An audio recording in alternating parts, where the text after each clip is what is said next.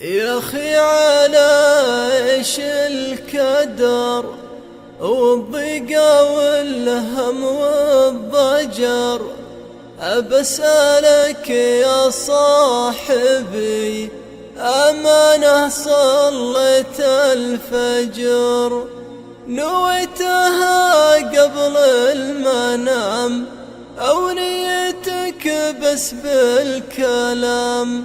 وقدت منبه للصلاة ولا على وقت الدوام؟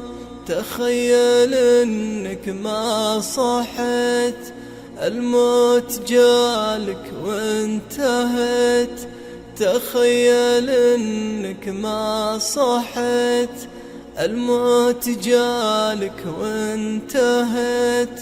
بتقابل الله بأي وجه ولا تقول انك نسيت، ولا تقول انك نسيت.